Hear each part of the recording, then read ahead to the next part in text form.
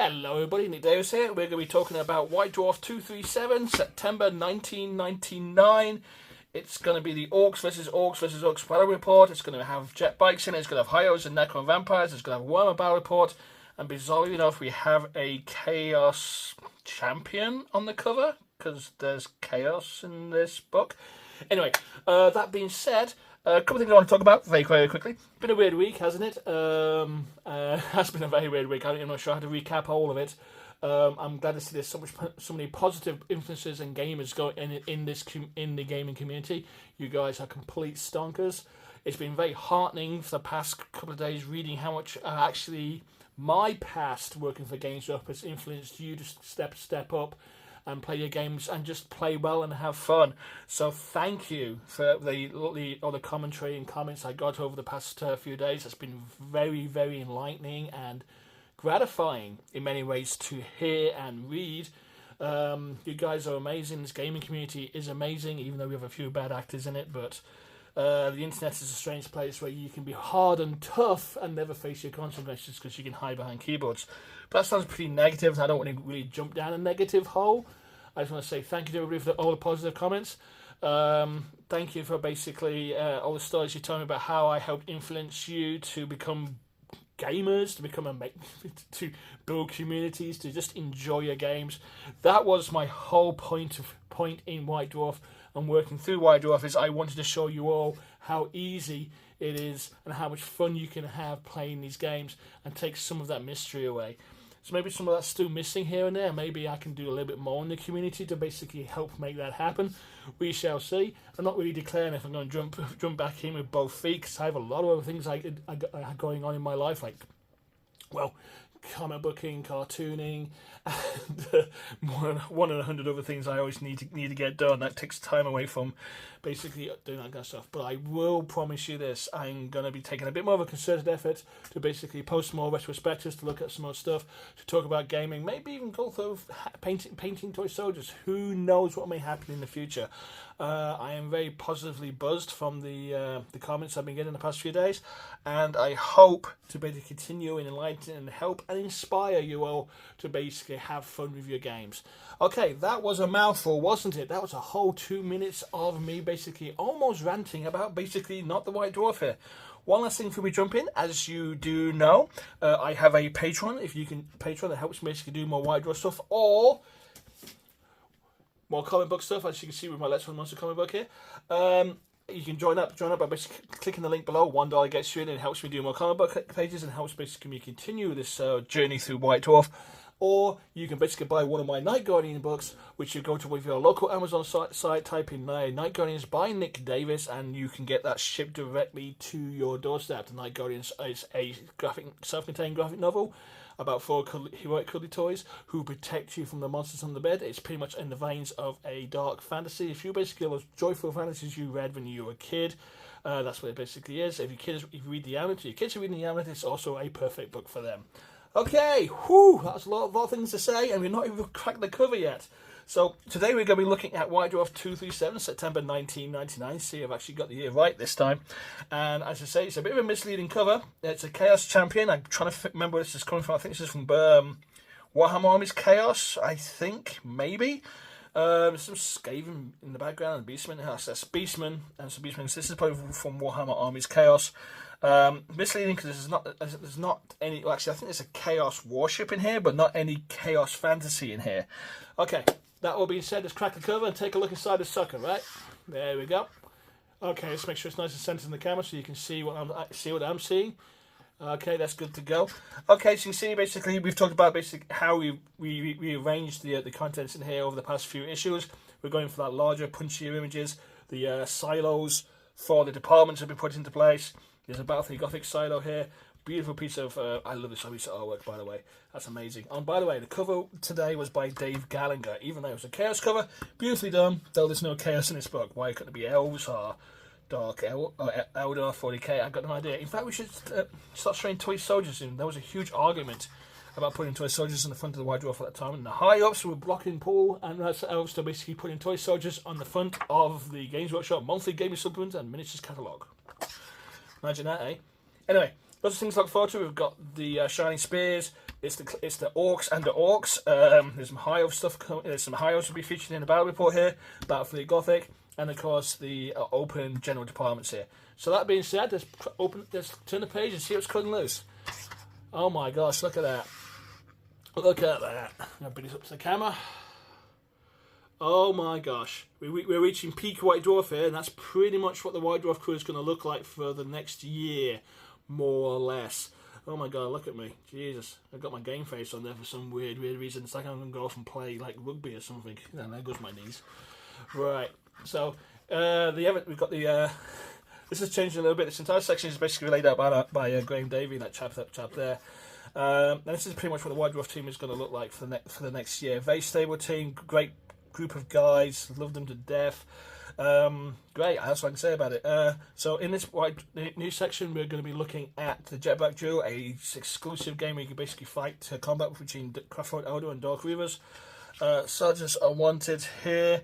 Rights of War, which is a computer game that's coming out. And we've got some interesting news on Mordheim is coming. Yes, Mordheim City of the Damned is coming.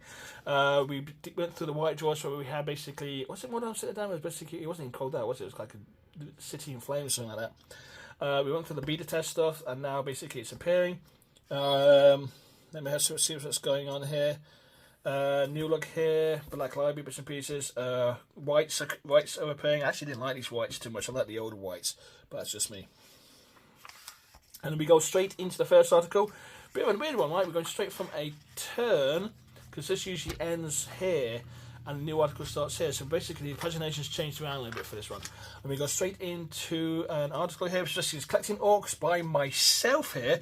If Adrian had been on board, it would have been Adrian. Honestly, it would have been doing this article here. So we have basically, I put together a Orc battle band using the heavy metal miniatures and the plastic box sets that you can get. Here's where I worked it out on a piece of paper. That's basically how I scribbled on my arm sheets, and that's how we turned it to this. That's basically how we did it. So, I talk about how the Orc army, how to use it. Basically taking influences from Mr. Wood himself, the Grand Warlord. If he was still part of White Dwarf, he would be doing this. It's kind of missed him at this point, because this really should be something he should be doing. But I felt kind of comfortable doing this because we have similar personalities and we both have a love of the Orc. And we basically talk about collecting Orcs and how to collect them, about the Warbusters, the Retinues, how the Storm Boys, which I had to put those. They were basically, it's a box set. Got to put it in the article, make it sound useful. I would have much more Shooter Boys, like Adrian loves his Shooter Boys, but we only had one squad of Shooter Boys. Sluggers and the Bikes and the Buggy. And how to expand your army. All for about a total of $100. All that for £100, which would work out to be $130 US. Yeah, imagine that. And that's actually $130 worth of Orcs back in 1999. I don't even want to know how much that would cost now. Okay. Next article up on the weird term, we're basically looking at a double page spread using all the Orcs in the heavy metal cabinet. I'm pretty certain I probably took all the pictures here because this doesn't look like it was taken from the Codex. Though I'm not quite sure if I would put the bikes up against cavalry. I would have done something a little bit different, but that's just me. So maybe I think these might be done by Anthony Bath, who was a studio photographer at that time. Increase of the Evil by Thomas Perrin, a story by Alessi Calevio. This is talking about, more basically vampires this time. I think it's up in Kislev, it's the Lahamas, which are the female vampires. Oh, like, great little cat there. Oh, there we go. Gotta get back in the centre again. The blood splatter's got a little bit less red, so you can actually sort of see the text behind it. This was probably laid out by Matt Hudson. Looks like his style of laying out. And he's talking about the Lahamas, why they're special, some of the background material. Nice piece of background here. Background's a wonderful thing, gives you a great sandbox to play in. Don't ever get too caught up in the background here. Remember, Warhammer and Warhammer 40k is a whole world of contradictions, and that's on purpose. So you can basically play your games whatever you want. You can build your stories around your armies, and you can basically have fun with it. You don't have to be stuck in a rigid timeline, and that's why that exists. We're into the retail section here. The turns are really strange this time around because I'm used to these things basically coming on the facing page here and turning into a page like this. But the Warhammer world is basically was at the time literally almost like 2 corridors above the Games Workshop store here at Lenton. I'm sure it's expanded to be something a lot bigger than it is now. But that was a great place to play. They had open days and games there. In which I pretty much attended every single open day there was to basically get the word out about White Dwarf. Ran a participation game. And just had a lot of fun with it. So let's turn the page over, see what else is going on here. And we go into another strange turn. It's all basically turning on the double page spreads. This is weird. This would have been here and that would have been there. I don't know. I feel like the pagination is different than normal. I'm not sure if it's a good different. Dave Kane, Chris Harbour, Matt Hudson, Alessio Cavatori talking about The Last Stand. This is a battle report between High Elves, done by Chris Harbour. I'm not sure why Chris Harbour was basically. He used to be in charge of sales and basically turned into the Games Workshop chaplain, whatever that meant. And at this time, I think he was still in charge of sales at that time, but I think he had a High Elf army, so that's where he came on board.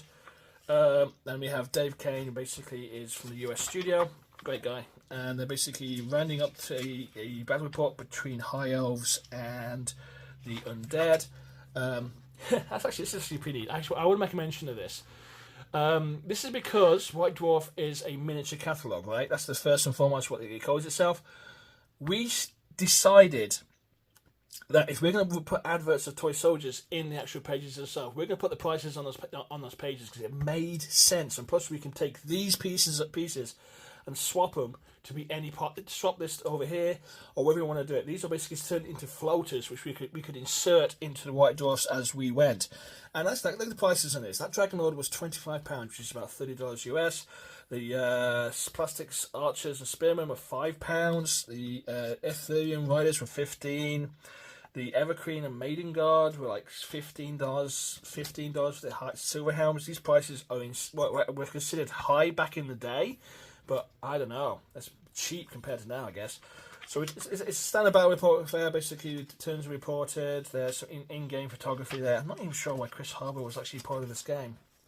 I guess he was free. That's probably why. Matt Hudson's, I think it's one of Matt Hudson's practice layouts as well. So he could basically get used to doing battle reports. And the writing was by Alessio Cavatori. Great guy who's done winning his own gaming company in Italy, I believe. See, some internal pictures. Lots of use of graphics in here. A lot more than you would normally see in a battle report. See the layouts are changing here. This is a typical Matt Hudson design. Very, very bold and very much in your face. Worked quite well. I'm not too happy about the use of these fonts. This is something I wouldn't use myself, but I'm not going to basically beat anybody on the head about that. It's very oldie worldy. Let's go with that itself. Blue was an odd change. That's very, very, very cyan. Final victory is the Necrons basically chew all the way through the High Elves. At this point, the High Elf army book wasn't the best army book in the world, and there wasn't enough heavy metal High Elves and heavy metal cabinet to basically make a fairly decent army. In fact, the armies for High Elves were pretty poor. Chris Harbour there basically getting his no, and they're talking about basically beating them to death. That's an old piece of artwork. Just noticed that. That's from the first Warhammer Armies army book for High Elves. And see, we've got a bit of a glare on it from the window. But can you see that piece of artwork there? That's from the first Warhammer Armies book for High Elves. So that's been around for some time now. At this point, this would be 6-7 years old piece of artwork. Let me think. Let me see. Yes. No. About 4 or 5 years old, that would have been. Wow, at this point. Over the page here, we've got basically great game. We've got these insert ads of changes here. As you can see, the look of the magazine has changed a lot from what we remember it. We're putting these ads into interesting places. We're trying to make more interesting uses of the pages, of the spaces that we have, to make the magazine a little bit more punchy, make it feel a bit more modern. They got a little bit staid and boring. But we actually were allowed to cut loose, a little bit loose here and there, and basically take some influence to design from other places and put it into this magazine. And here we go, Mordheim, the City of the Damned. I played a huge part in playtesting this with Thomas Perrin. A fantastic guy. The game was absolutely fun to play. Great skirmish game at that time. And I've heard good things about it. It's still one of the best Warhammer skirmish games ever made. This is some of the artwork from Mordheim. You can see we've done something a bit different here. There's like tears in this. This is going to become a feature you're going to see when we start seeing the Mordheim City of the Damned sections in White Dwarf. They become design specials by Matt Hudson. In fact, Matt probably did all this here too as well. Mordheim City of the Damned, looking at the ruins and some photography lifted from the actual Mordheim rulebooks. Look at that. It's kind of cool, actually. You can skirmish with basically your forces, and you sort of have Marienburgers, Reichlanders. The Empire got a little bit more character in it, and you can have these different factions. And yes, I know it's fantasy version of Necromunda, but it was a lot of fun to play. Death from the Skies. How to combine Battle Gothic games with Epic 40k and Warhammer 40k. At this time, basically, I always saw 40k as basically the microcosm skirmishes that you see inside the bigger Epic games. But now you can combine it into a full gaming system, from basically orbital all the way through to mass landings to small skirmishes for vital objectives. There's even a campaign tree. This is a really fun article that really highlights what you can do with all the game systems if you interconnect them. And it's a fun thing here. You can have Chaos Fleets trying to basically disrupt Imperial landers. Oh my gosh, let's see. It's what, two escorts and Imperial battleships against a Dauntless, and 3 escorts and, oh good lord, there's a battleship back there as well. That looks like a Mars class, and a couple of troop ships there. That Imperial force is doomed. But it's actually really cool to basically say, this is how you can link the gaming systems together and actually have fun but having multi-level games. But if the Gothic had these one pages became a specific thing where we could swap out and swap in as we go. These are basically fillers and spaces, so we can basically get the pagination rights on our articles. Again, another filler piece here. Then we have Steve. Oh my gosh, Steve. Oh dear. Yeah, Steve. He's a good guy. Sadly, we lost him about a year later, but he was a really good guy. He really was. This is about Fnatic Press. He took over Fnatic Press. Fnatic Press turned basically the mini codexy beta rulebooks like the Journal on Firepower and Gang War. It was a forerunner to basically something that's a very interesting development at taking these rules. They're not kind of official. I'm throwing them in like an unofficial thing, almost fanzine-like, right?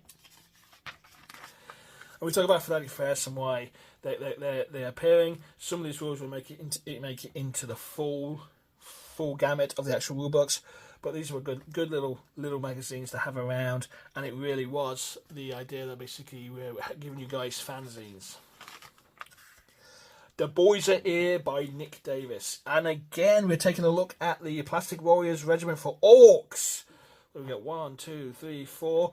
That's 16 Orcs in the box set. You can obviously swap these around with basically your 40k Orcs, and not to confuse with your Orcs, and make multiple modelling options. This is a great development, I feel. Ever since Gorka Morkel, the Orcs really got that real brutal visage, which I believe they were lacking in the old Warhammer rules. They got a little too cartoony. And then we had the brutal cunning warriors back, and I think it's like cunningly brutal and brutally cunning warriors back. And here we go, basically with the some designs of how you can basically use parts interacting from different sets to make your orc stuff. In this case, we didn't actually have any greys, which is why I call greys is basically non-painted versions for conversions to show you the bits they used. But this gives you a really nice idea of what you can do with the orc regiment, and it's a fun little 2-page what we call advertorial, where we'll basically make an article about what's in the box and we can get excited about what's coming out. Spears of Cain, a 1-pager about these shining spears. I never saw these, even though they were nice models. I never saw these in any tournament play. So any Eldar players out there who use these in a tournament or use them in their games, drop something in the comment below so I can basically figure out how these were ever used. I think they're great models. I just never saw them used anywhere. Let me talk into jet bike drill here. Look at that. That's fun, right? We had to get the plane camera like really high above the thing, and this was actually at an angle, the plane angle, and these were stuck on by blue tack and all kinds of crazy stuff. And especially, this is a mini game that you can take using jet bikes. You can probably swap the jet bikes out for bikes if you wanted to as well. and it gives you a fun little mini game you can play as the Sam Han. What was he? The Belt Han? That's the Sam Han. The Sam Han Eldar basically chase down some Dark Eldar raiders on their jet bikes. I never found the Dark Eldar jet bikes that effective myself, but they were kind of crunchy and fast looking, right? So it's kind of fun. So it's actually a fun little game. I think we did a rolling road version of this for a Games Day 99, and that was a lot of fun to do as well. Retail section. This was laid out by Andy Sharman down in Retail Promotions. The store highlight army is Dave McCullen's Beast of the Crags. There we go. We've actually got a Chaos army to go with the Chaos cover, even though it's all Beastmen. You actually did hear that basically in Age of Sigmar, that basically the Beastman faction has disappeared completely. I'm sorry to hear that, guys. Don't worry, they'll come back. They will. They're probably just looking at the range and rearranging. That's just how it goes.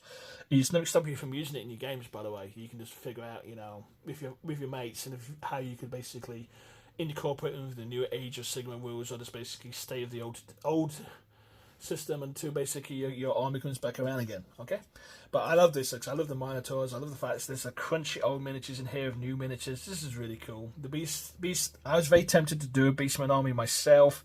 I think in the end, Paul Sawyer took a Beastman army for his Tale of Four Gamers. So I didn't do any, but I did like the feel of them. They were fun. They were a very different type of army. I'd loved it if these appeared in the Imperial Guard for Beastmen, but the Beastmen for the Imperial Guard was definitely sunk from 2nd edition only, and never saw the light of day in 3rd edition. Though I think it would have been a kind of a cool concept to put into the Astra Militara. See, I used a new word for them. More gaming stuff here, talking about special event games. Dark Angel Strike Force fundraising competition. You can, let's see. You can win these guys for a competition, I believe. Then we have another battle report, the Path to Victory. John Paul Bizzagotti. No, it's not a battle report. This is a tactical report, basically how to use Eldar. The Eldar are very powerful armor that's tricky to use. Ian takes a look at how to best to get out of your Eldar forces in 40k. John Paul Bizzagotti was the showrunner and promotions guy for Games Workshop. He basically ran the games days and any external events. John Paul Bizzagotti did that. I'm trying to remember what army he had. He had a beautifully painted Eldar army. He really did. Great, he's a fun guy. Had a yellow Saab, if I remember right. Yes, he had bright yellow Saab. No, he doesn't got any more, so you can't dox him. And basically, it's just talking about how to use Eldar, taking tips from other Eldar players, how to use them.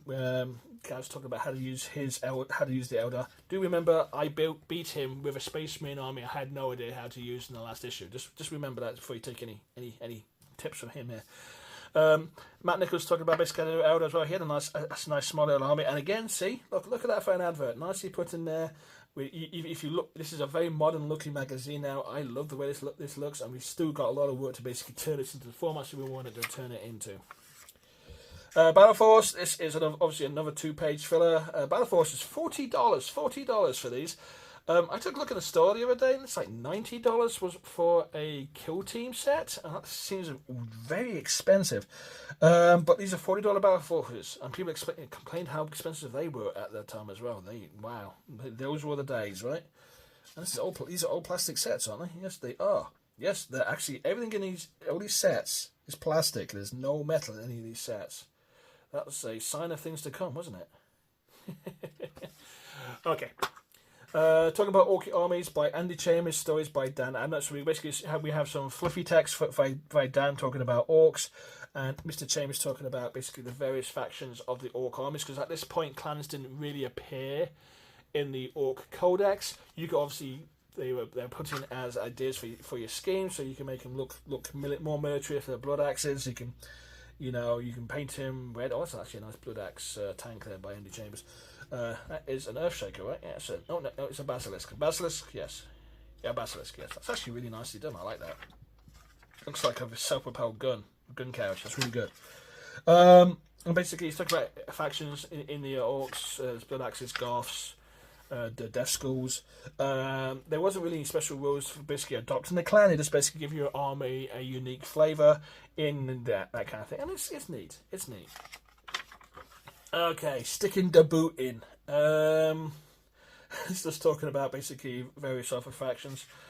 And I was probably the one who laid this out because it's just like a quick 5-minute job. We had to get some pages in there and we're going to show off the Ard boys, which are basically, you know, one level below knobs.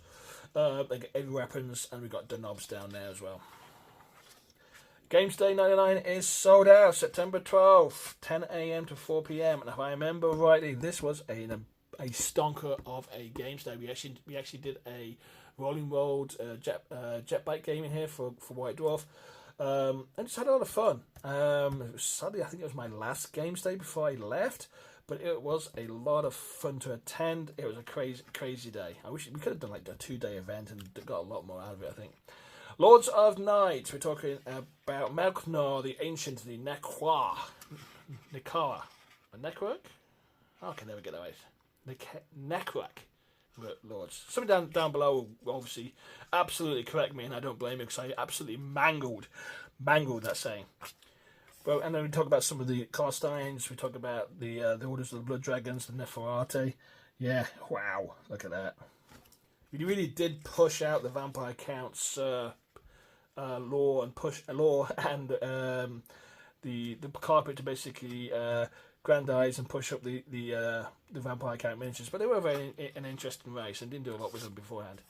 And we talk about the Battle of Mesoteri Abbey. You could do a Warhammer historical battle if you had wished. There's Jaime killing the Lichmaster. I remember that being a series of actual scenarios you could actually pick up at one time. So that's kind of a fun thing here. Basically, it's talking about 3-player and 2-player combat. Say an example of how to basically hug. So basically, it was Bretonnians, Undead, and Skaven all fighting over a chapel.